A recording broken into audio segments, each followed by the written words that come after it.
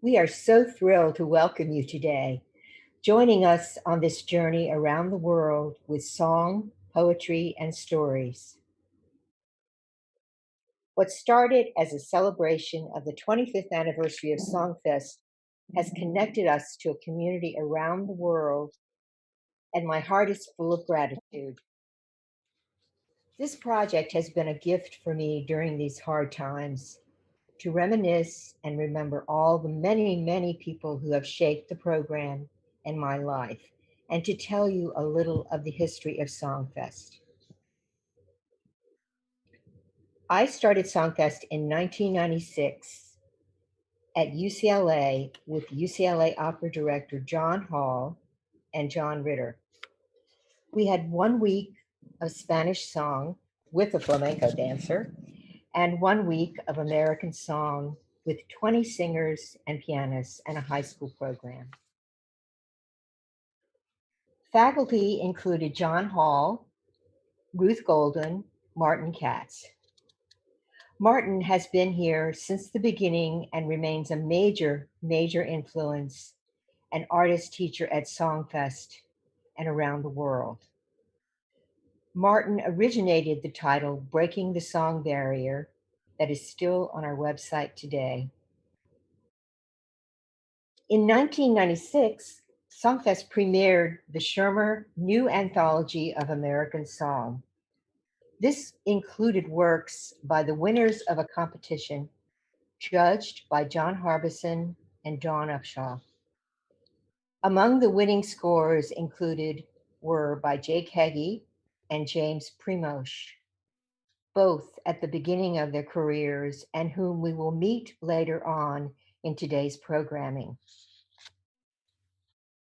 From 1996 to 2001, we moved to different universities every 2 years: UCLA, UC Irvine, and Chapman University. Each year, more faculty were added, including pianist and scholar and friend Graham Johnson and tenor John Ayler. And the program just kept growing larger and larger. From 2003 to 2011, our second period, SongFest moved to Pepperdine University in beautiful Malibu, California, overlooking the Pacific Ocean. This was a period of great growth.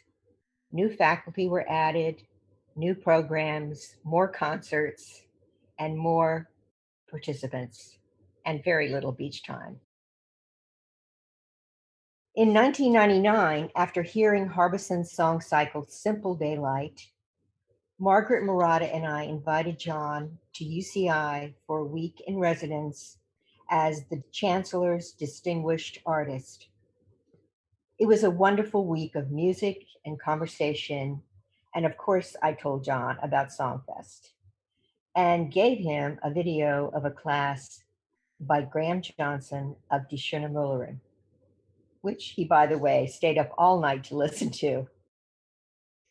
This began a long and treasured friendship with John Harbison. He has supported SongFest in so many ways. John started teaching at SongFest in 2003 and continues today. And Craig Smith, now no longer with us, also came in 2003. They established the Bach Cantata Institute as one of the jewels of SongFest, using Boston's Emmanuel Music as the model. The Bach program continues every summer, performing 4 full cantatas with a Baroque orchestra conducted by John Harbison. The program for New Song, again directed by John, was created in 2004 within the program for young and seasoned composers to work together in writing new works for the singers in the program who then premiered them. Composers included Dorothy Chang, James Primosh, Sally Lamb, Anna Wiesner, Forrest Pierce, Dan Crozier, and Stephen Hartke. In 2005, Jake Heggie and Ricky Gordon joined the faculty alongside Harbison. SongFest was quickly becoming the place where singers, pianists, and composers could work together and interact with the major song composers of today. For example, Harbison's work, Milosh Songs for Voice and Piano, premiered by Dawn Upshaw and the New York Phil in 2006, was workshopped by the SongFest singers and pianists in the summer of 2005. Another highlight was when Frederica von Stade and Jake Heggie gave a fundraising recital for SongFest in 2005. At this recital, I met Mark Stern. Harbison had gifted SongFest with the new composition, Vocalism 2, which was auctioned at the event and bought by Eva and Mark Stern. The Sterns, impressed and happy with the scope of what we were doing, gifted and established the Eva and Mark Stern Fellowship Program, which funds 5 full fellowships every year. They generously support SongFest in every way, and I am so grateful to them for their friendship and support. Other angels to SongFest are Marcia Brown, famous children's book writer and 3-time Caldecott winner, and Janet Loringer, former editor of Charles Scribner books, who were with us from the beginning and are a big part of why the program is still here today. Marcia passed away in 2015, but her love of the program lives on with all the singers whose lives they touched. John Musto, Amy Burton, Tom Chiapullo, and Bill Sharp joined the faculty in 2008 as American Song was flourishing. John and Amy produce, and John plays his own arrangements, the American Songbook Concert, which is now traditionally the last concert of every summer and my personal favorite one. Other memorable projects have included repeated performances of Musto's The Book of Uncommon Prayer, a 15-movement work for 4 solo singers and 2 pianos, and an ambitious project called Poets in Song, a Book of Words, a visionary project created by Graham Johnson. This volume included Echoes of Musto, a series of 7 themed classes with Musto songs paired with French and German song as a tribute to his friend John Musto. SongFest commissioned Tom Chiapullo to write Insomnia, a 10-movement work premiered at SongFest. Libby Larson and Roger Vignoles also joined our faculty during the years at Pepperdine and continue to teach every summer. We now receive a grant from the Sorel organization to commission a work from a female composer each year. In 2014, SongFest was awarded the Sorel Recording Grant, and SongFest produced its first CD, American Song at SongFest. Included are 12 SongFest commissions performed by SongFest alumni. Looking at the screen, you can see pictures of some of the Sorel composers. We have Libby Larson, Shulamit Ran, Jennifer Higdon, Gabriella Lena Frank, and there are others too since then.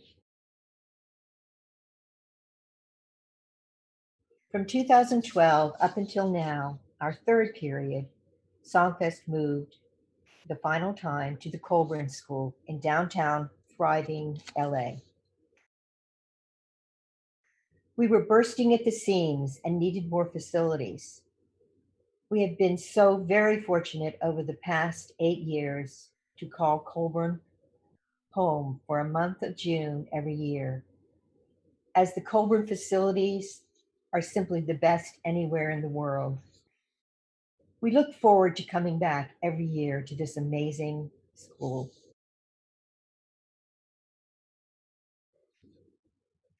William Bolcom and Joan Morris joined the faculty the first year in Los Angeles, 2012. Since we moved to Colburn, we've had an incredible number of inspiring faculty, including pianist Lydia Brown, Kevin Murphy, Alan Smith, stage director Peter Sellers, and singers Tom Hampson, Karen Holvik, John Upshaw, Anne Murray, John Ayler, Lucy Shelton, Lisa Safer, Suzanne Nenser, Sylvia McNair, and Bill McGraw, and the list goes on and on. And also, beloved Sanford Sylvan, who was here from 2014 until his untimely death in 2019. As the program grew, so did our concert series. We presented a celebration of Leonard Bernstein in collaboration with grand performances featuring his momentous work called SongFest, scored by Maestro in a new arrangement for percussion and two pianos. A series of Schubert classes by Graham Johnson happened in 2013, which he called A Journey Through Schubert. It was filmed by the renowned filmmaker Patrick Creedon and was to be a documentary, which is still on hold at the moment. In 2014 and 15, there were over 15 concerts, in addition to the daily all-day classes, and over 110 participants in a month-long program. Collaborations with other arts organizations now include Hamsong's Song of America, Songs in the Key of LA with LA Opera and the Los Angeles Library, the Sorrell Organization, the Recovered Voices Initiative, and grand performances. In 2018, we held a special 80th birthday concert in honor of John Harbison and William Bolcom. We also had programmed the complete Motetti di Montali by Harbison with pianist Lydia Brown and all four books of the Bolcom Cabaret songs with Lydia. The Recovered Voices Initiative is another important collaboration for us. Recovered Voices is a unique Colburn resource that encourages greater awareness and more frequent performances of music by composers whose careers and lives were disrupted, or worse, during the years of the Nazi regime in Europe. The Recovered Voices International Competition, held at Colburn in 2015, that was sponsored by Colburn, awarded recent SongFest alums Christina Bachrach, Emily D'Angelo, and Quinn Middleman the top 3 prizes. Since then, faculty member Lisa Stepanova has produced a special Recovered Voices Initiative concert each year for our summer festival. We have even had a SongFest Winter Intensive, which we hope will continue. Our first one took place in January 2017 at Hidden Valley in Carmel, California, for a week with artist faculty Sir Thomas Allen and Graham Johnson. The topics were Vienna in the Valley and Die schöne Schubertstrasse. In 2019, our last in-person program before now, we grew yet again to include many new faces, including guest conductor James Conlon, mezzo-soprano Susan Graham, and LA Master Chorale director Grant Gershon. It has been a beautiful and exciting 25 years. From a tiny dream, we have grown steadily to be one of the most important training grounds for art song. And over these years, we have seen the fruits of all our hard work and the careers of so many inspiring musicians. There are so many artists that we are proud of here at SongFest. A special thank you goes to the SongFest board and to John Ritter. I am sure I have forgotten many, many people. Lastly, the SongFest team, faculty members Javier Arrebola, Victoria Browers, Martha Guth, and Jackie Stevens. The future is in very good hands now. This project is their gift to me, and it has been healing for all of us. Thank you for tuning in and celebrating with us. Here at SongFest, we are looking to our next 25 years, and I would be remiss not to ask you to join me in supporting this next generation of young artists that will walk through our doors again in person in the years to come. Running this program has become my life's work. It cannot be done alone. So if you are feeling generous, please join me in giving what you can to support the next generation in song. Thank you and enjoy the program.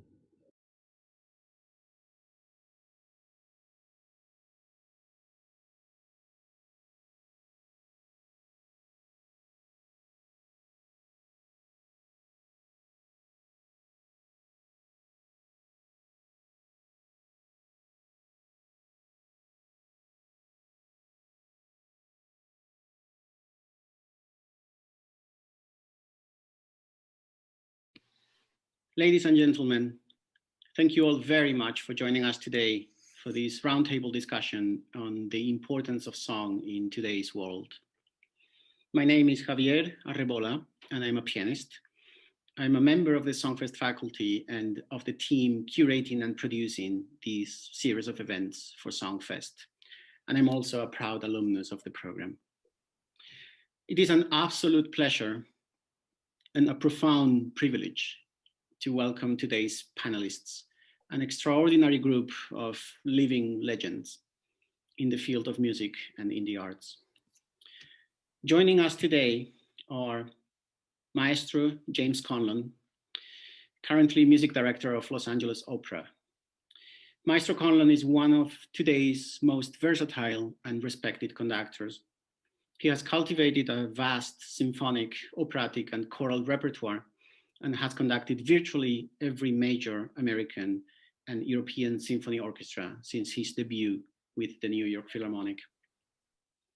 Through worldwide touring, an extensive discography and videography, numerous essays and commentaries, frequent television appearances, and guest speaking engagements, Maestro Conlon is one of classical music's most recognized interpreters.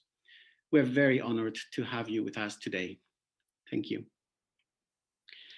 Pianist Margo Garrett has enjoyed a long international career as a pedagogue and as a performing artist. Among many other positions, Ms. Garrett has served as head of the collaborative piano departments of the New England Conservatory in Boston and of the Juilliard School in New York City, and also as head of the vocal programs at the Tanglewood Music Center and at Ravinia's Staines Music Institute for many years. It is a privilege to have you with us today. Thank you. Composer Jake Heggie, one of the most beloved composers of today. Mr. Heggy is the composer of several one-acts and of 8 full-length operas, including titles such as Dead Man Walking, Moby Dick, It's a Wonderful Life, and 3 Decembers. In addition to his works for the stage, Mr. Heggy has composed nearly 300 art songs, as well as concerti, chamber music, choral, and orchestral works. Thank you very much for joining this panel today. I know it's early in the morning in California. I'm grateful to be with you all. Same goes for Maestro Conlon. Thank you for joining us early in the morning. And pianist and scholar Graham Johnson, one of the world's leading vocal accompanists. Mr. Johnson has performed with the world's leading recitalists and has recorded extensively for Hyperion Records. He is currently Senior Professor of Accompaniment at the Guildhall School of Music and Drama in London. He was made an OBE in 1994, created Chevalier in the Ordre des Arts et Lettres by the French government in 2002, and made an honorary member of the Royal Philharmonic Society in 2010. Mr. Johnson has been awarded the Wigmore Hall Medal and has received honorary doctorates from Durham University, Boston's New England Conservatory, and Perth in Western Australia. In 2014, he was awarded the Hugo Wolf Medal for his services to the art of song. Mr. Johnson is also the author of a 3-volume encyclopedia on the songs of Franz Schubert, as well as of seminal studies of the songs of Benjamin Britten, Gabriel Fauré, Robert Schumann, and Francis Poulenc, among others. It is an honor to have you with us today. Thank you. Thank you.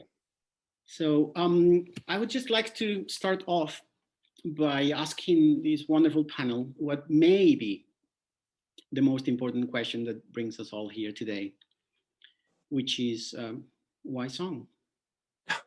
Why song at all? Is there anything in this seemingly modest combination of words and music that is important to preserve and disseminate in today's ever-changing world? How can song serve today's audiences? We can start whenever each one of you. Well, all I can tell you is song has saved my life over and over again since I was a child. And I know it's the same for a lot of people. Whether it's a very simple song, whether it's a very complex intellectual endeavor, it engages our brains and our hearts in a very natural, primal way. I think the individual voice, the solo voice, and rhythm, and that combination that's pretty much the first thing we all know. And so it brings us peace, it brings us comfort, it centers us, it connects us, it gives us perspective. And like I said, for me, over and over, whether it's classical, art song, or popular song, or jazz, throughout my life, song has not only centered and saved me, but opened up new doors and horizons for me that I could not have imagined. And I think that's why it is essential to most people, whether they know it or not. Thank you. Well, I'll chime in. I see no essential difference between song and any other genre in classical music. And I ask myself the question, why does anyone question its necessity and its validity? I've lived long enough to see a decrease in interest in lieder recitals, song recitals in general. I remember, having grown up in New York, of going to Carnegie Hall when Fischer Dieskau came to New York and could sell out Carnegie Hall 3 times in 3 weeks. And barely anybody today can sell out a song recital. So that's not a measure of the art form. That is a commentary and a challenge and a question to the rest of us: is how has that happened, and what can we do to turn that around? Because as Mr. Johnson can tell us all better than anybody else, the density and the richness of the song repertoire, particularly German lieder, which is where that's my penchant, but that's personal. This is not to be ignored, cannot be ignored, and I think we all have to ask ourselves what we can do to change and influence the tastes of young people, musicians, non-musicians, to bring them back into that world, which I think is very important. Thank you. If I may, because I'd like to leave the last word to Graham. I think song has saved me from the beginning. I grew up in a Protestant family who went to church and sang those hymns, and words became very important to me and their meaning. So song, art song, spiritual, our penchant for the musical as opposed to the opera, all of that is incredibly important and has been a way for me to touch my own emotions and to be in contact with myself when otherwise I might not have had the ability, because song internalizes. I feel that to be an artist of the song, a servant of the song as a pianist or as a singer, is to go deeper into yourself, to discover things about yourself. And if you are successful enough, an audience cannot help but be drawn to you, but in a way that puts them more in touch with themselves, they who don't have the ability to do what we do on the stage.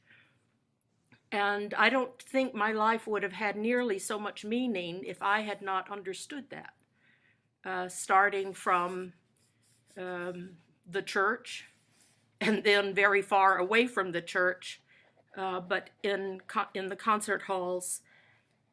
And also in these days, I find myself coming to the computer to listen to song and to see song performed as much as I can, because it helps me get in touch with a part of myself that otherwise I find too painful these days. So it makes me quiet of spirit, and it opens me up in a way that I don't think I could do right now otherwise. So I'm particularly grateful. Thank you. What a marvelous assembly of reactions and thoughts. Every single one absolutely valid. I would comment on Maestro Conlon's vision of full Liederabende in New York with Fischer-Dieskau, to say everything has a historical cycle. At that point in our young years, when Fischer-Dieskau came to New York or London, the audiences, many of them older people, were, for sad and tragic historical reasons, German speaking. And the emigre Jewish population in New York were at the very center of those full houses, with their longing for a homeland that had been snatched from them, and their extraordinary ability to sit there. And Fischer-Dieskau told me that himself, saying the words as he said them, because they knew all the songs by heart. Of course, this population gradually died away in the 60s and 70s and has now almost entirely died away. Around the corner from me, Anita Walfisz-Lasker, a survivor from Auschwitz and a famous one and a wonderful cellist, is 96. So that generation has gone. But look at all the teachers who came to teach song as a result of that emigration from Austria and Germany. The people who came to this country to play string quartets like the Amadeus and the singing teacher. I mean, that was a huge historical convulsion that actually made song in the 1940s, and Fischer-Dieskau in particular, a new emissary with Gerald Moore by his side for a new type of peaceful collaboration of the arts, a consecration of a new world that was beginning after the Second World War. So in the absence of such huge events, such movements of people who took German Liederabende in their stride, indeed they longed to hear German sung by a master, we have different problems.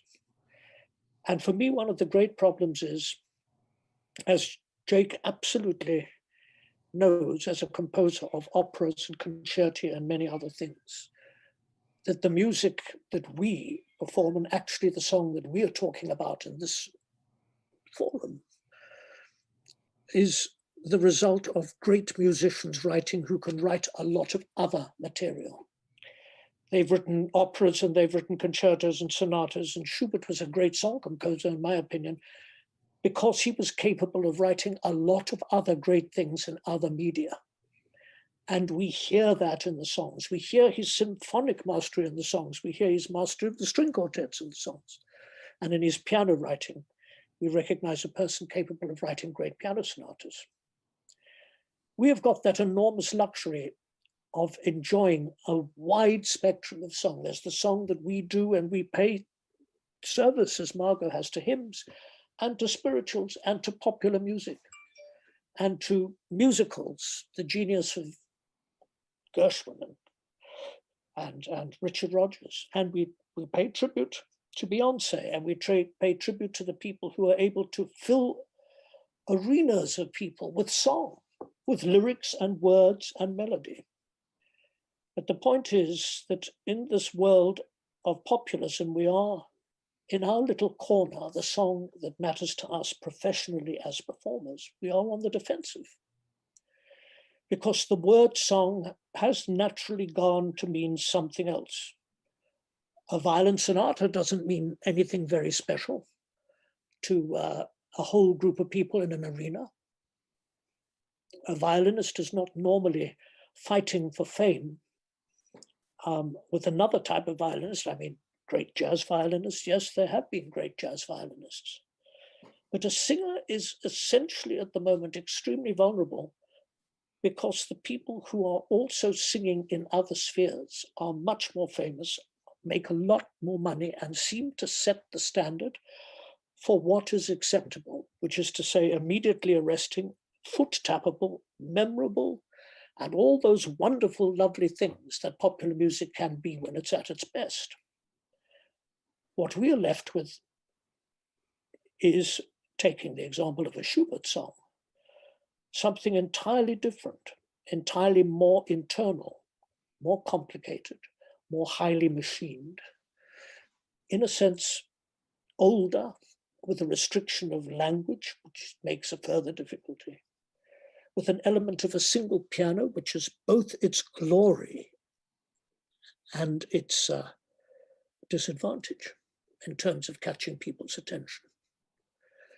And the requirement of concentration, of figuring out the wonders of how a musical idea comes out of a verbal idea, one of the great miracles of the great song composers of Lieder.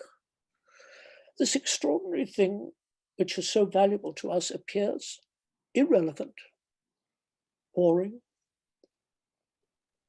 not terribly arresting. And we are tolerant and we love our Richard Rodgers. I bet many of us can sing all the Sound of Music by heart. I know I can. But what about when things move the other way? That's the enormous problem, because voice and piano, even Elton John does voice and piano. Ronaldo Hahn accompanied himself, Roger Coulter accompanied himself, and so did Carl Löwer all throughout his career. But Elton accompanies himself and makes millions and has wonderful followers. I don't decry his work, and I'm not a snob about it. It's a social and incredible phenomenon. But then what are we going to do to try and make song palatable when we have such overwhelming competition from people doing the same thing, using their voice, using melody, using lyrics, using words? What are we to do? And yeah, I have my thoughts on that, maybe some surprising ones. But I mean, that's how song seems to me. As Javier said, why song? Javier, nobody says that because everybody's got a song on their computer as we speak. It's not the sort of song where we are performing, sadly, or at least not very often. But everybody's got a song. People don't need to be persuaded that a sound of a voice with the lyric is moving because it's a lingua franca. It's everywhere.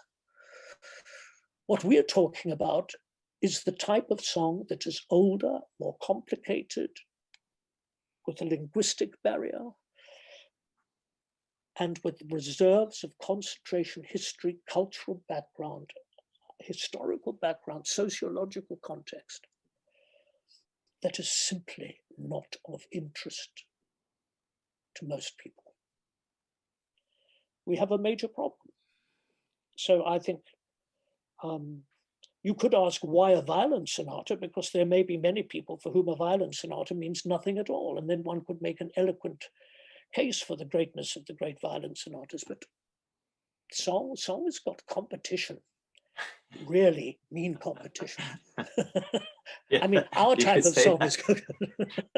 And sorry, that's the situation as I see it anyway. You make so many great points. It was a beautiful statement, Graham, and so true. And the thing is, it doesn't belittle or take away the importance or significance of art song at all. It just means we're in a very different phase culturally. People are very visual. People are not as inclined to go to quiet places of reflection. They want the activity, the interaction, the communication in a very different way, and which is why audiences have veered away. We did not do a very good job in the concert and classical world of welcoming new people in. We got a little snobby about it a while ago, and I think it scared a lot of people away. Because people don't want to feel that they are stupid, or that they don't know enough, or that they're not smart enough. You know, I don't want to feel that way when I go to hear a concert. I want to feel welcomed in and excited about being there. And I think this opening up of the concert door to welcome many different kinds of people and many different backgrounds and into the fray is key to the success and survival. And there are great concert artists now who are working on that. We have Joyce DiDonato, we have Jamie Barton, we have great singers of song and opera who are well aware of how to work with social media and bring people in and get people excited and actually expand. My goal is not only to embrace and celebrate all of that and help people understand how they can reach out and bring song to a wider community and keep it alive and relevant the same way we want to keep it alive, but also to inspire the popular artists that you're talking about to embrace it. I remember a big moment for me when I was a kid was when the Classical Barbara album came out. I don't know if you remember that, when Barbra Streisand sang a bunch of classical songs. And it was a light bulb moment for me, because I grew up in a household where there wasn't any art song or classical music like that. And that got me interested in exploring art song. And I think if we can convince Lady Gaga to do a recital program, because Lady Gaga, she's a real singer and artist, a really fascinating person in popular culture and in musical culture. If we can convince people like that to embrace and bring in and include not only maybe duets and other things with concert artists, but also to maybe take on a few classic art songs themselves, then there's a fighting chance. But until we breach that popular divide, which has just grown wider and wider, as you mentioned, it's kind of dire. I think there's new thinking that's needed in terms of getting song out there and the people that perform it and sing it, so that a wider audience can be awakened to it. Because it, like Margot said, and I said, it really has saved me over and over again through my life. And for it to have essentially disappeared from so much of life is a tragedy. So I've been on a mission to try to reach out to all these people to try to get them to open up to it, because I think that's the only way. It's the performers that have to open the gates for that. Two thoughts come to mind, if I may, Yeah. from what you're saying, which I very much agree with you, that the attitude and the snobbery has been a great disadvantage to the classical music world, and um, increasingly so. And yet I feel that I encountered that very much as a young person. I think the snobbery has been around for a very long time. And we just need to look historically at where classical music, I can only speak about America because Europe is very different, but in America, the classical music was at first thoroughly and thankfully sponsored by the wealthier classes. And you had that was the world, and consequently, the people's conception of you had to know something, you had to dress a certain way, you had to act as if you knew everything, which I always found particularly offensive, before you could step into a concert hall.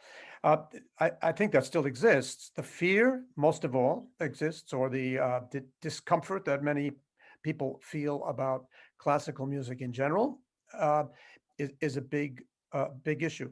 And I would like to go back further at the beginning of the chain, that for me, the biggest loss in America in the last 30, 40 years, it's now 40 years, is the disappearance of any music in the public schools throughout the entire country. Absolutely.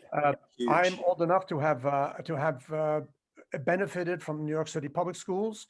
And at the very least, we all knew what the Toreador song was and Swan Lake. And we all had to play an instrument. I had a tonette shoved down my throat at the age of 9. I had to take an instrument in junior high school. I played the violin. That was the common experience.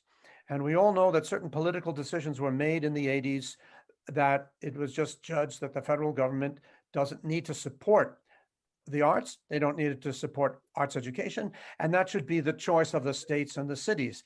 But they let them loose without an anchor. And so consequently, we now have generations of very smart, educated lawyers, doctors, Wall Street wizards who have absolutely no contact with classical music. And so where I think it all has to start is very, very young. And I think that I wouldn't count on the schools changing. I wouldn't count on politics changing. But I do think that individuals, parents, grandparents, aunts and uncles, neighbors can take that into their own hands with the little children that they have around them and simply expose them. And it's an amazing amount that what people pick up by osmosis. After all, where does popular music, why is it popular? Because it's omnipresent. And by osmosis, everybody takes it in, and they take it in without a sense of an obstacle. There is not something to inhibit there. And I think that's where we have to do our work. Bravo, Maestro. Bravo. Yes. Bravo, bravo. As performers, we must do something. I couldn't agree more that families who have love of the arts need to become very visible, when I think at a time that they're quite invisible. Perhaps politically now in our country, we're going to have a small window, and the onus is on us. We need to lead the way and say, this hasn't worked, it isn't good enough. We know that we are not a true cultivated people unless the arts lead the way. And so I think we just have to accept the responsibility. I have never in my life, and in all of those summer festivals in which I led song programs for many years, I have never had a person say, song is boring. I didn't like this. I've had some who questioned whether we wanted to have translations, super titles, all of that kind of issue. Why can't you sing only in English in America? All kinds of issues. Why it is up to us to address that. But I have never had someone say, I don't like this. They wanted more access. They wanted to know how to access. And I think we're at a wonderful time right now when we all admit that music is healing for ourselves and for others. And we see it. We see people gravitating towards it. Or at least I do in my community. I have people in my community, it's a retirement complex, calling me, asking me, what will make me feel better? What music do I need to listen to now? What songs can I listen to? Where can I find the texts for those songs? I've decided that I'm going to learn the Winterreise. I want to know that piece of music more than we heard it in a performance in February before we were locked down in our homes without concerts, live concerts.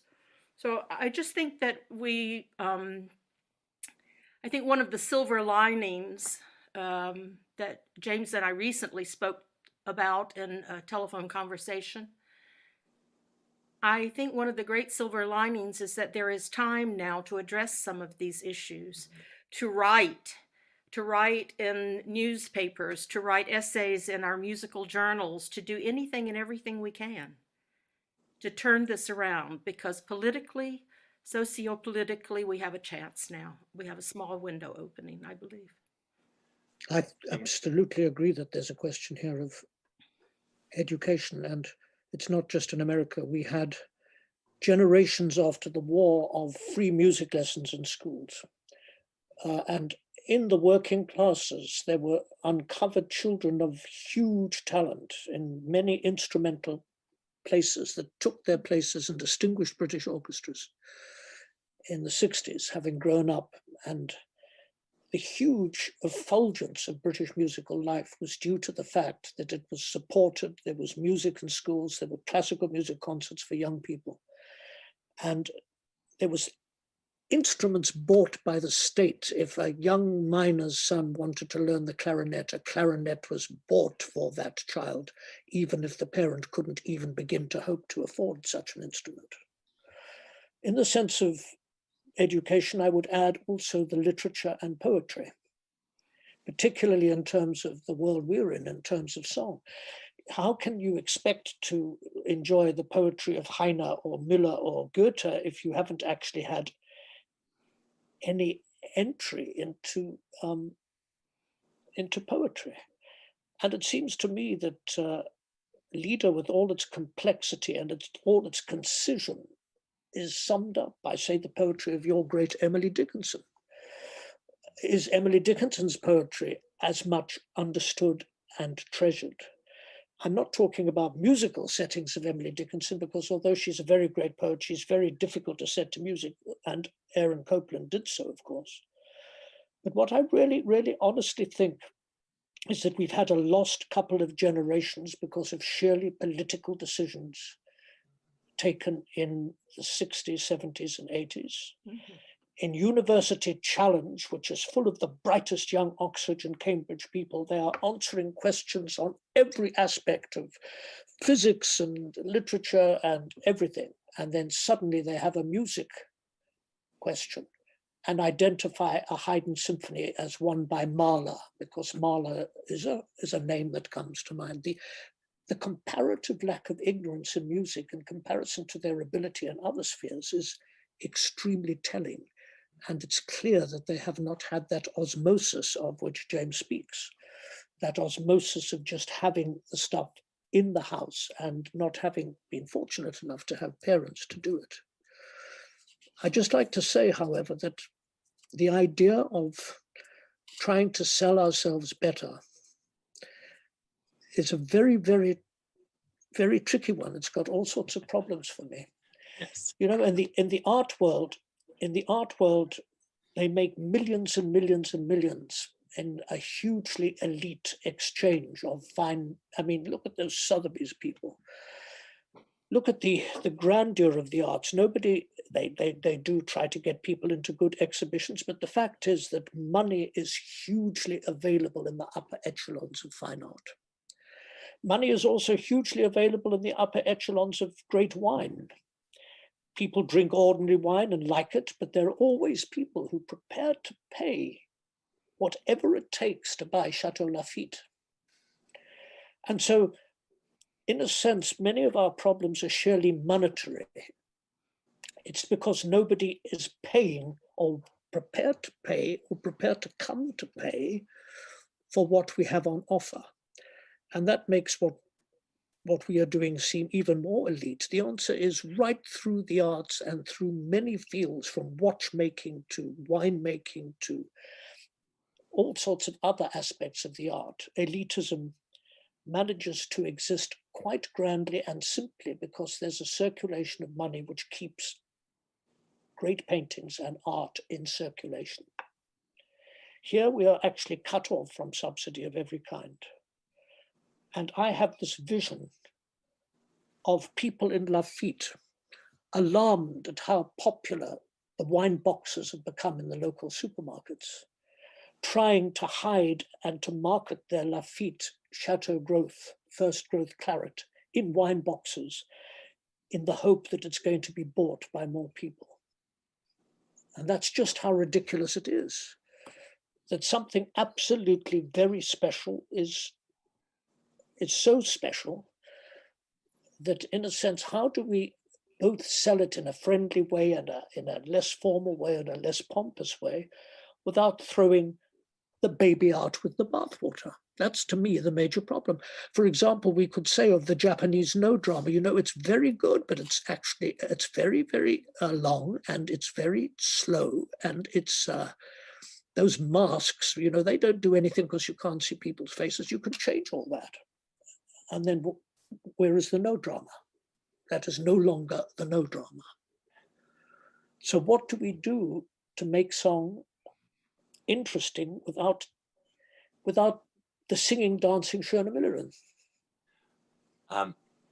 To build on what you're saying, Graham, and also what James and Margot were saying, what made the difference for us growing up was that it was in school every day, or access to it, or performers, or a variety of singing in community or solo, and doing a musical every year when you were in junior high school or high school. But I've maintained for years, one of the things that conservatories and colleges of music should be requiring is that performance majors go into schools and have to work with kids for a semester or a year, you know, as part of their requirement for graduating, to work with kids, to bring song, to sing with them, to bring great music to them, because that would fill the void. We have so many performance majors, and I think the answer is right there. We have all these people who yearn to be performers, to be on the stage, to sing song, to perform great music, and they are an incredible resource because young kids will respond to them, and that will be, you never know when a light will go off. But I think that needs to move into conservatories and colleges of music so that young people who are studying and mastering this can pass that along to young people. I agree with you, James. It has to start very, very young. It has to become an essential part of their language and identity, culturally and sociologically. So I think the answer is there. It just takes someone leading to make it happen, and a national movement of it has to happen, hopefully an international movement. Where young people who are learning this in conservatory, who are very gifted and who potentially will go on to have wonderful careers, or not. Maybe they will go on to be great teachers, or they will work, you know, elsewhere, but they can bring their passion to those young people, and they will be able to do it like no one else can, because they're educated and qualified. We can't expect elementary school teachers who have no experience in this to suddenly bring this to young people. It needs to come from someone who is passionate about it. As we all know, it is related to passion and something inside of you that needs to connect and share. And that seems to me a solution, as well as the great performers that we have now, broadening their reach, not diminishing what it is, just opening up the doors.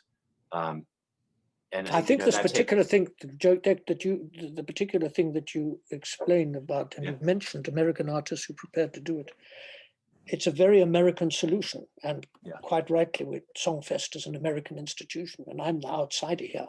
I'm the only one who's not in America.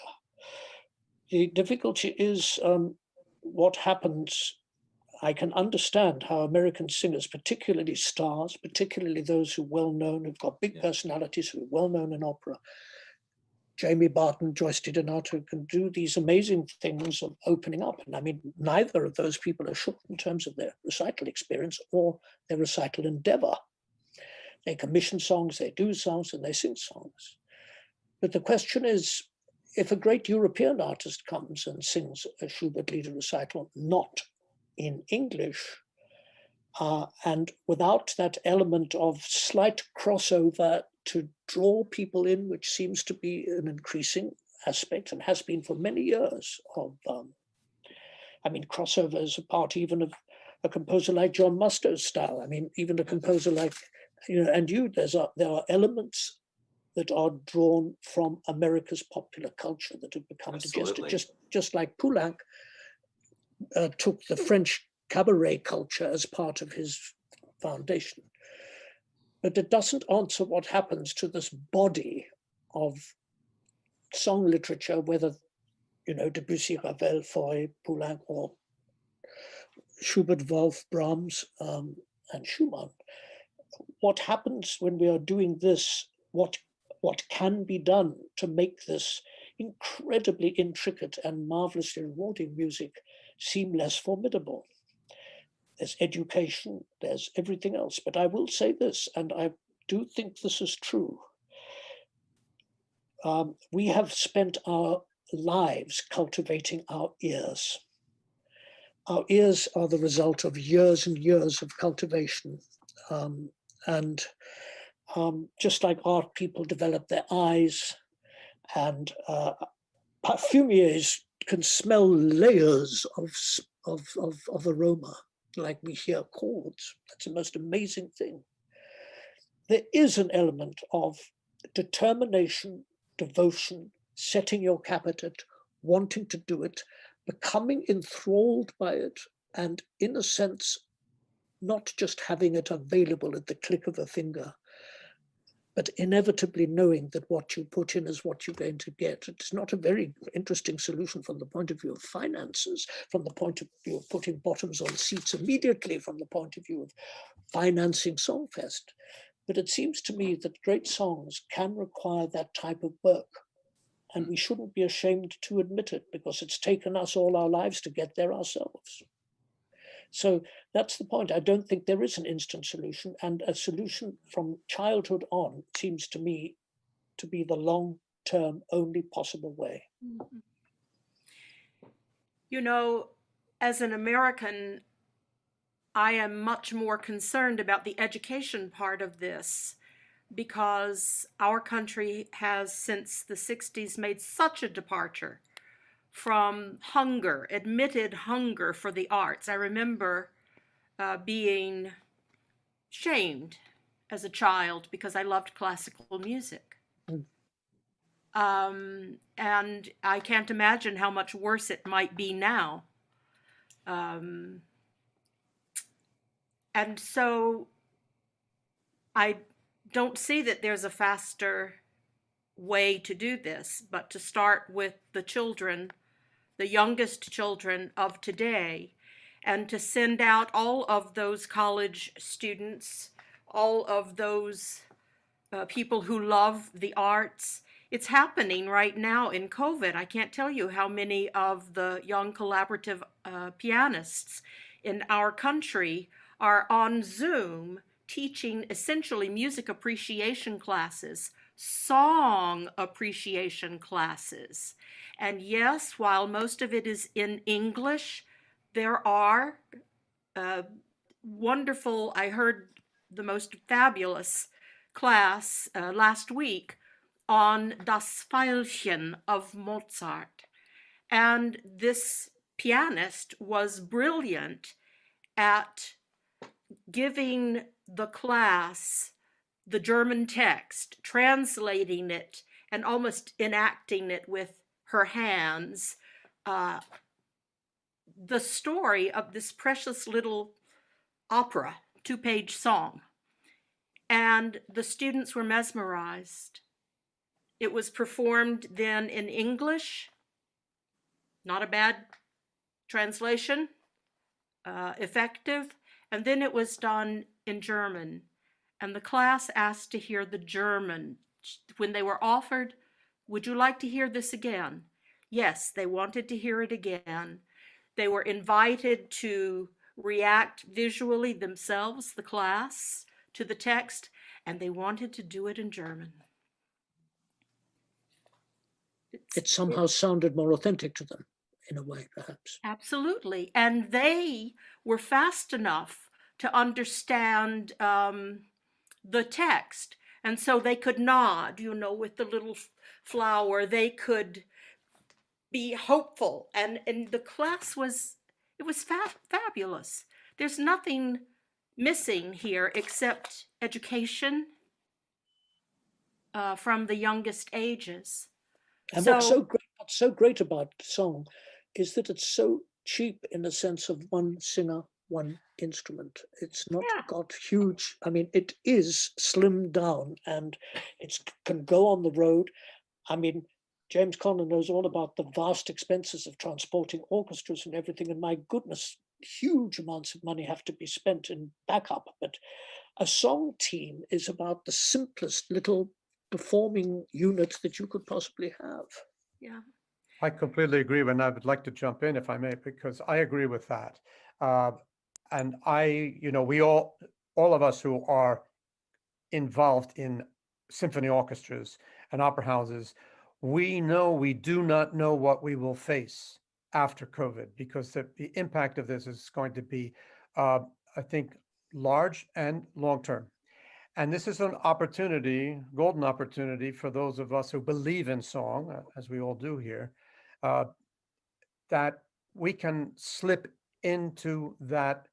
It won't be a vacuum, but we can slip in now. And part of it is economic. And I was thinking of it earlier while you were speaking, if I may, Graham, if I may say something. Sure. I was thinking of that earlier with some of the things you're saying. Two things that need to be addressed in America, at least in any way, is the languages, because we grow up in a country where there is no longer, to the degree that there was ever foreign language education, it's greatly diminished. And this is part of our problem in the world, frankly, is that Americans only speaking American, and I say that advisedly, only speaking American, have no contact with the rest of the world and don't even realize that other people don't speak English or American and don't even care to even make a small effort to learn Spanish, French, German, Russian, Italian, or any of the Eastern languages. This is a big problem for us, and it's one of the reasons that we are constantly having real trouble relating to the rest of the world. So what does this have to do with song? I think that we have to find a way to interest people who are not just in language, but to make them, as Margot, as you just pointed out with this wonderful example, where you can say, okay, listen, this sounds different. This is Italian, or this sounds different. It's German. Now, you won't understand all of it, but let's listen to some of it. Let's see what's there. And then moving right into the second area, that we are so addicted to excitement in America that people can't sit still and listen to an art form that makes them sit still, makes them quieter, and requires them to listen to something intimate. And what is the song literature but that? It is intimate. Is it exciting? Well, not in the way that Americans generally understand excitement. And I think we as a culture are so addicted to that we have lost our ability to sit still.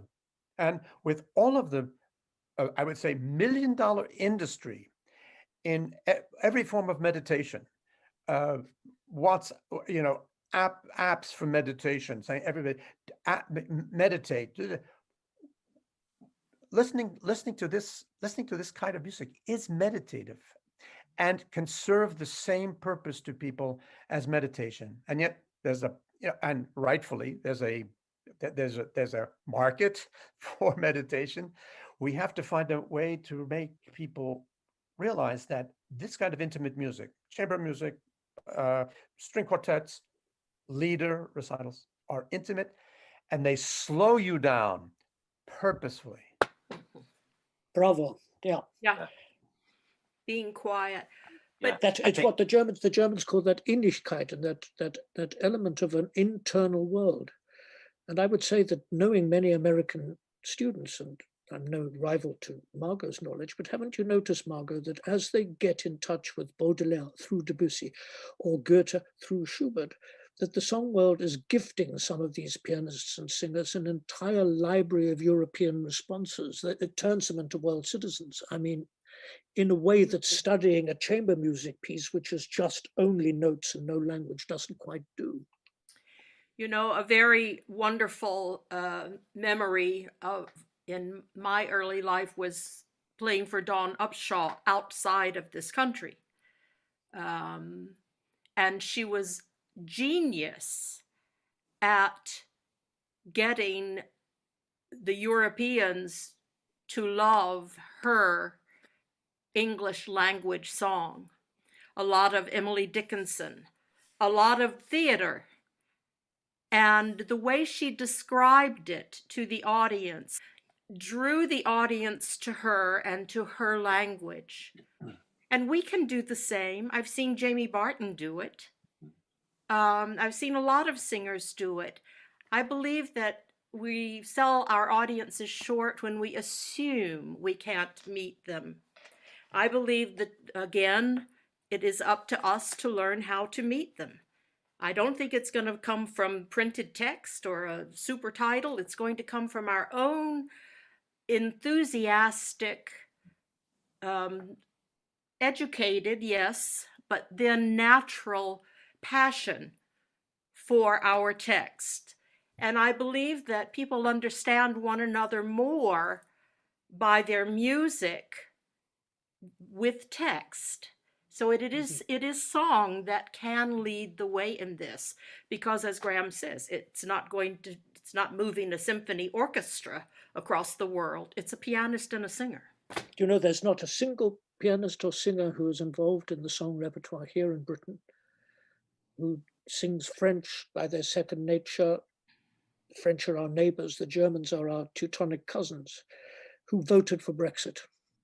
The whole idea of wanting to separate this country from Europe is a Philistine thing that happened as a result of nobody having their handle on this consanguinity of great text and emotion that we share with Europe. And in that sense, the study of song in various languages is an international challenge of international friendship and significance. Because once you've studied a great poet in another language and really done some work on it, you feel differently about that language, that people, that country. It's very, very broadening. I think what you're all talking about too is everyone who loves this and is passionate about it has to be an ambassador for it. Mm-hmm. And this is what I was talking about with, students who have discovered that passion, bringing that passion as ambassadors of this art form to young people. Young people's concerts they're rare anymore, but, they can be enlightening, but it's that consistent exposure to someone who is passionate about it that can wake someone up in a way that other things cannot. And it's that one-to-one communication, being in the room and experiencing someone sing like that. I don't know if you remember the first time you were actually in the room when a great singer opened their mouth and out came this sound. And maybe you didn't understand the words, but you understood what was behind those words. And so I think everyone getting, and James, you and I talked about this too, this sort of ancient snobbish attitude. We have to get past that, and everyone can't live in an ivory tower. And performers, no matter what level of career you are, you have to be an ambassador for this. You have to be an ambassador to bringing more people into the fold, to bringing people to concerts. You know, I know a lot of performers who say, well, I never go to concerts, you know, I'm too busy doing this or that. You have to go to concerts and you have to bring people to them. Right. You have to talk to them about it. People that have never gone, people with money, people who could become donors, people who could welcome people into the fold. I think everyone has to get off a high horse and be an ambassador to this. My role model on this is Frederica von Stade, who now works with inner city kids, has for years now, a group called the Young Musicians Choral Orchestra for really disadvantaged kids from very dire circumstances who have talent and then wind up getting placed in conservatories and universities around the country. By pursuing music, music becomes a way out of a dire situation for them because someone shows up and cares. Someone with passion opens their ears and their eyes to another world of possibility. And I think that's where we all have to go. And now with social media, you know, dominating everything and people so visually, and, you know, everything has to be visually stimulating, like you were saying, James and Graham, to find a way to bring people into a place of reflection that is based on art song, on great poetry, on great music, on really listening and paying attention. It takes someone who shows up for you. And that person has to have the passion and the information to wake you up. And I think that's what's been missing, like James said, for the past 40 years. It's certainly in this country. But we have a responsibility as people who care about it to show up. And it is all about showing up. Do you remember those wonderful community concerts? Sorry, James. Oh, no, go ahead.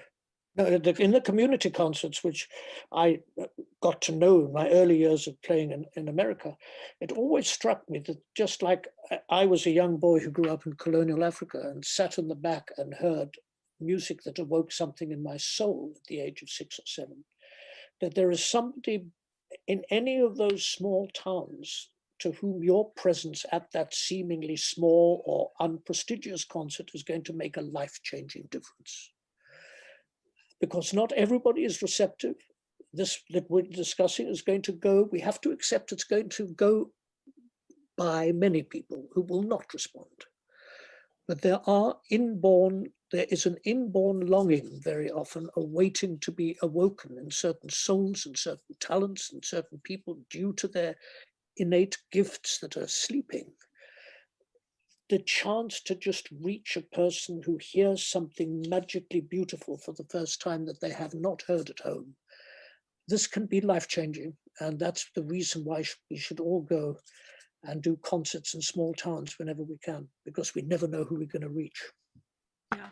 I wanted to add one element that I have brought into my own practice, and this is all thanks to to Los Angeles Opera, where I had an opportunity to do it, and that is to actually help people find context when they come to a performance. Now, you actually, as well, as a pianist, as a singer, it's now common practice to talk to the audience about the song they're about to sing. This is not common practice in an opera house for various reasons. But we have the facility to do that in Los Angeles. And over the last 15 years, I have given an introductory talk at almost every performance I have given over that period of time. And the audience has grown to the point where by the end of that 45-minute talk, we have the foyer, half the audience is in that foyer. And I think, what do I get out of that? Well, first of all, I get a great personal satisfaction out of that. But it has proven to me that people really do want context. They are happy to listen and learn something, whatever it is about. I don't tell stories, backstage stories about prima donnas and conductors and I talk about the work. It is all centered on the work, and it is all centered on either the history of the work, the history of the composer, the context of the development of Italian opera, let's say from bel canto to Verdi and to Puccini, or to talk about Wagner and his roots with German Spielopera and the Grand Opéra of Paris. It doesn't matter what you talk about if you expand them, and they're very happy to hear it. And I think that somehow we have to find a way to make that a regular part of presentation. Would I prefer that everybody walk into the theater, listen to something, or come to a concert and listen to it, and that would be enough? Yes, and that's the way it was once upon a time. But at least in America, I think we have to expand that experience so that it includes their intellects in a way that they're ready to do, but they don't know that there is all of that. And just as you said, Graham, that reading Goethe or reading any of the poetry that you are required to know to play Lieder or to sing it does open you up to that culture. And I think that people in America, and I'm speaking about America, can be opened to culture in general. And going through that door, who knows? Maybe they will study German. Who knows? Anything to make them, anything that is mind expanding, I would say. Yeah. Music has an extraordinary way, when combined with words, of awakening emotions. And if you actually, I think that the greatest export that Germany has ever given the world is not Mercedes-Benz or Bosch or even Boss. It's actually the Lied, because it is the Lied that actually has stolen into the hearts of people that were still performing Schubert when the Nazis were bombing from above. Myra Hess was still having Schubert Lieder in the National Gallery. That Schubert survived in the British love consciousness, even during the war. And there is a feeling of understanding and loving a language because it's combined with notes and harmonies and things that are so compelling that the curiosity is awoken. And I'm absolutely certain that even if it's the beautiful aria in Italian or an exquisite line from Histoire Naturelle of Ravel, that these languages are going to appear more delectable and more interesting to study if they are heard in combination with music. I'll just tell you a little story that Richard Stokes, who was teacher at Westminster School, a very, very grand school in London, always started his German and teaching his 12-year-old, 13-year-olds when they came in for their first German lesson with Fischer-Dieskau's Erlkönig. And a boy who'd never heard any Lieder, never heard any Schubert, sat at the back completely enraptured. And that boy was Ian Bostridge. And without that way of teaching the German language in a school, he would never have even thought of becoming a musician. So it's just, we also have to say that very fortunately, Mr. Bostridge's father was of the wealthy ability to pay for that type of schooling. And I think that's where the tragedy is of so much, that many, many people are not going to get these connections because of sheer class and finance.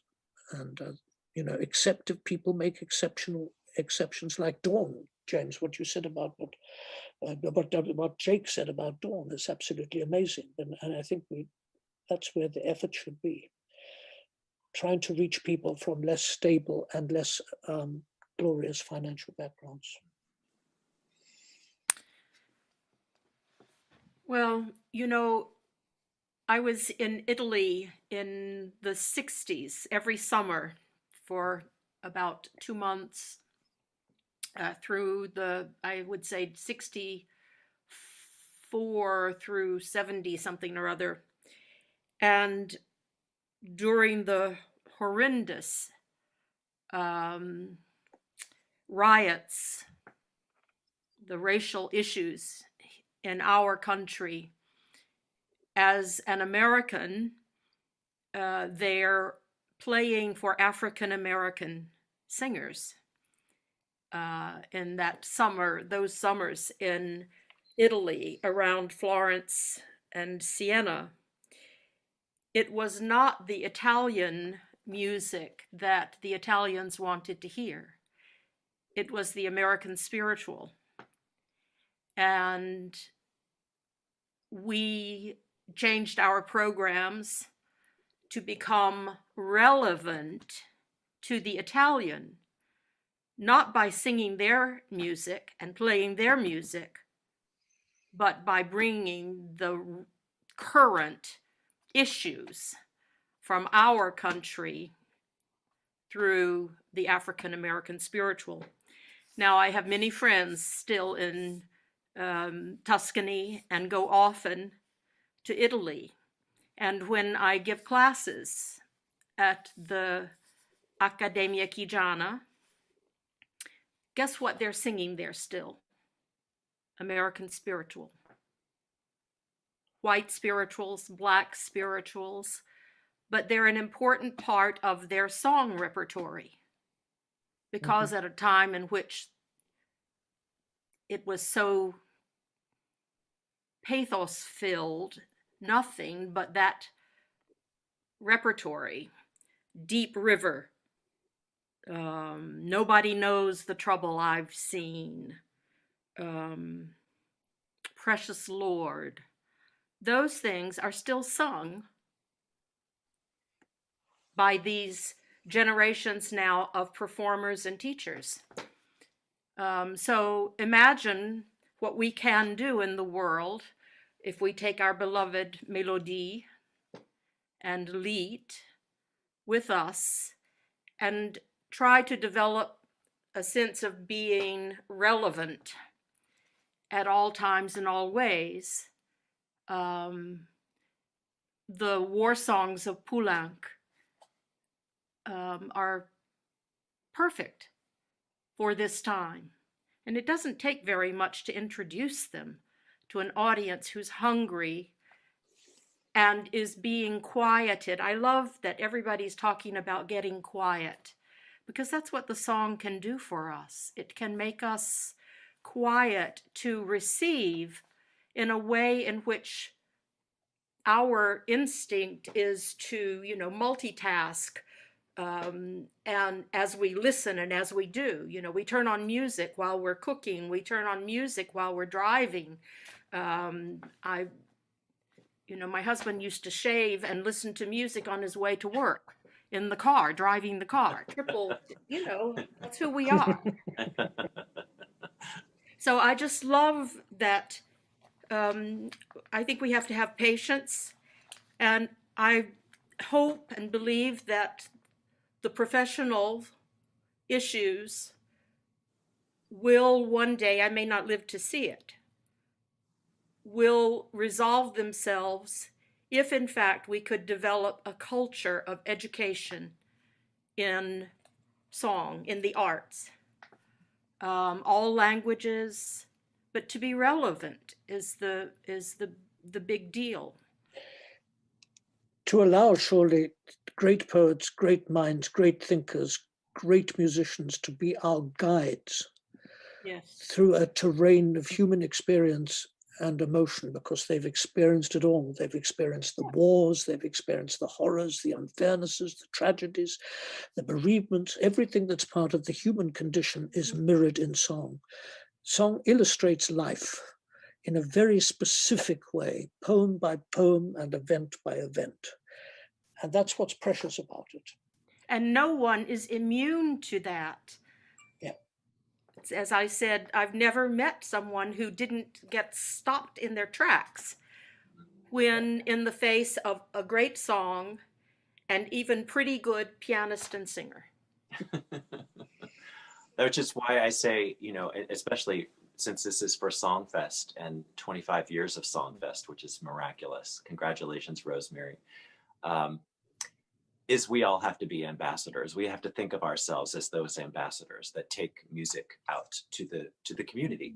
That's why we devote ourselves to it, so that we can connect with other people in this very special way that has been so meaningful to us and transformed our lives, and we can maybe reach someone else.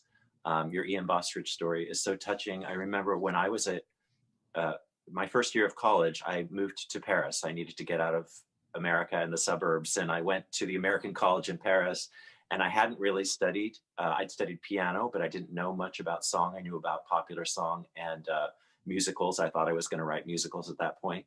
And I decided to take a music appreciation class, and the teacher put on the Presentation of the Rose from Rosenkavalier. And I just exploded in tears, and I felt like the axis of my life had shifted. And suddenly all I wanted to go to was vocal programs when I was in Paris or all over Europe and when I came back. And it was just that one moment. And you never know when someone's life or axis is going to be shifted by something like that. And so for everyone involved in SongFest, who comes here to learn and to study, remember that you are an ambassador and you're never too young to be a mentor to someone else. Just the way we all look for our mentors and our guides, whether they are teachers or performers that we admire, or poets long gone or composers long gone that we admire and connect with. You can be a mentor and someone who transforms someone's life who's much younger than you and who needs you. I can't stress that enough. I think it's so important. We get very lost in our studies, in our heads, because it requires all of you. But it's also very important to remember that it is a vibration that needs to be shared. And until you let it go, it doesn't really have that much meaning. It may mean something to you, but it doesn't resonate and have its true meaning until you let that vibration spread to other people. I like hearing you say you're never too young to be an ambassador. And I'd like to add to that, you're never too old either. For those of us that are over 39 years old, it's very easy to have been put on the shelf with the concurrent, along with excitement, is a culture of youth and celebrity. It's very important that we also keep giving everything we know, even if people are saying, is it relevant? Well, the answer is, of course, yes, it is relevant. And when that question comes up, well, why is classical music relevant? And I say, look, a Beethoven sonata doesn't have to prove its relevance to me. If I don't get it, then it's me who needs to make the effort to understand. Now, that doesn't go over very well in our culture, but we have to take that by stealth. We have to get around that and make sure that whatever it is that we have, knowledge that we have accumulated and the passion that has led us to accumulate it is not put under a bushel at a certain point in life. I think we the older than 39 have to. Can I echo what Jake said about Rosemary and everything in SongFest that she's accomplished, and the amazing thing that it's 25 years old. And I was reading as an outsider the 1788 Constitution of the United States, because I think reading that is actually very interesting for all people interested in the political situation at the moment. And I found the lines that said, no person shall be a representative who shall not have attained to the age of 25 years. And I think that SongFest has earned the right to be representative of a great deal of what is best in American music, and it takes its place proudly next to the other very distinguished programs that Margot has directed. You know those famous names, but I think it's Rosemary's achievement after 25 years that we've stepped up to having SongFest as a really significant player in the world of summer song festivals. You're here. You're here. Here. Absolutely.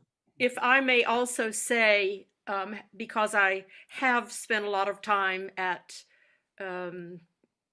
all, I guess I can really say all the American song programs, the summer festivals.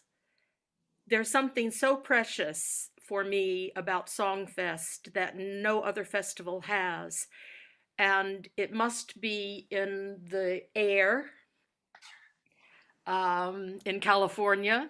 And it certainly is in the spirit and the genius, maybe she doesn't even know, with which Rosemary has devoted her life to this amazing thing that is SongFest.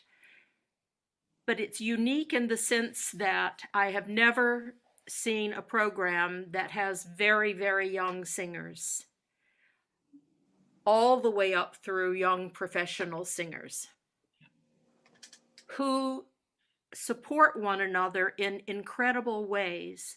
Young singers are freer to be young and to be unknowing.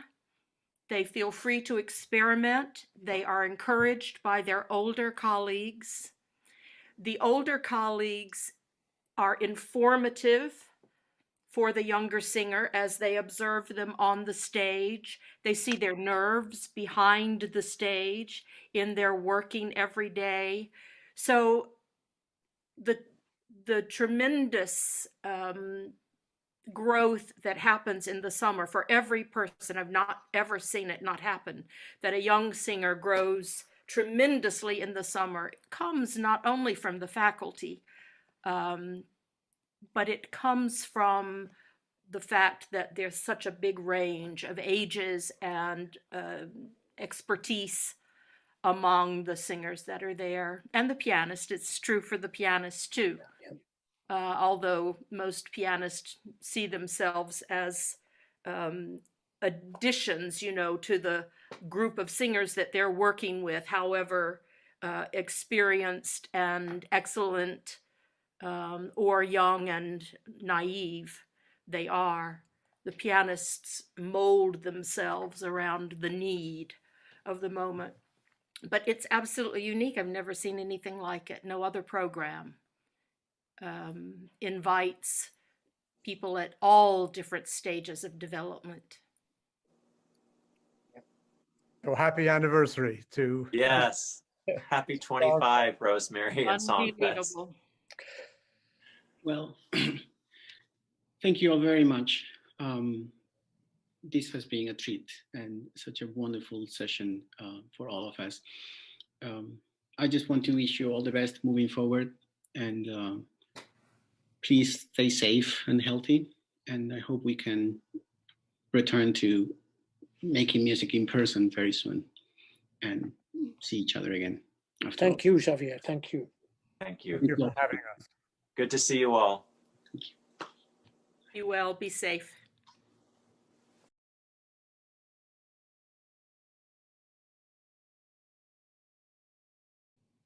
Wow. Well, thank you very much. You didn't interrupt with all your other questions. We were No, I mean, you were answering all my possible questions, so there was no need for me to ask anything. I mean, you touched upon every single one of them and more. But the one thing that I was longing for you to ask is the difference between the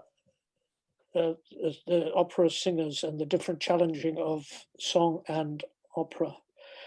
Because I would dare to say, and I'd only dare to say it in the face of a conductor I admire so tremendously, and I've heard so often on disc and in concert with James, people that I've performed with, like Margaret Price and other great singers, have embraced the song recital, particularly as they have done later in life, because they don't have to deal with the conductor. Oh, I don't blame you. And the interesting thing is that most people don't say that that is the major difference that a recitalist has, that they do not have somebody regulating things like tempi and flow, and they have to develop their inner conductor. And that the actual accompanist or the collaborative pianist has to actually acquire certain of the skills of a conductor, but by different means of osmosis, and nothing that's the same, nothing that's even remotely the same, because it can't be that pianist's decision. But it's an amazing thing about how some singers learn how they want to shape things, and other singers never ever learn how to shape and remain hopeless recitalists because they remain dependent on the conductor for that very special thing. Does that make any sense to you about what I'm trying to say? Well, of course, and I understand how she felt. But at the same time, I'd just like to suggest to you that if you are a conductor who has a deep commitment to song, the human voice, and of course, and that would include opera, but not exclude the others. You do what you're describing the pianist does. Yes. You assume the identity of the singing and the singer, as well as you assume the identity of the text, and you should be able to facilitate that while not seeming to. And I think that for me, I'm very sensitive watching colleagues, some of whom I know, some whom I don't know, very sensitive to noticing who has made that jump and who has not amongst conductors. That it is actually possible to do both. It is not all about directing and being directive. It is a far more subtle, Yeah, a of subtle course. interchange between an orchestra, a chorus, a solo singer. And so some of us actually do a little bit of what. Of course, I mean, of course, that's absolutely true. And let's face it, it's just because if you've sung a role, say in Britain's Albert Herring 40 times, as happened once at Dimborn, and a new young Russian demigod came in who had never known or seen the work before and proceeded to give tempos which were absolutely different from the ones that the people had been doing for the last 40 years, and without particular reason, simply because, frankly, he didn't know the work as well as he might. It's one of those things that I think a great accompanying conductor, and you number among those, is very, very different from someone who simply regards singers as bits and pieces of machinery in their own conception. Absolutely right. And you will admit there are such conductors around. I'm not here to defend all of my colleagues. No. And I think also that we have to, I think all of us need to re-examine the word accompany and to figure out its etymology and to realize it is not a secondary role, and that it is because it carries in certain people's mind an implicit, if not an explicit, suggestion of somebody in the background. It is not. I mean, I don't have to tell you, either of you. I don't. I'm one of the few people who don't mind using it. I'm an unashamed accompanist, which is the name of my teacher, Jared Moore. He called himself an unashamed accompanist. And I loved him. I mean, he was a hero from the time I was. Yeah. But to rehabilitate not the word, but to rehabilitate people's understanding of that word and how they view it. But that's an American thing. I mean, most of us in the Americas, I dare say, tell me if I'm wrong, Graham, it appears to me that England, primarily, maybe also the rest of Europe, I don't really know, thinks that we don't like the word accompanying, and that we think collaborative pianist is a more appropriate term. That term came from the Juilliard School. It was never intended to be used in the profession.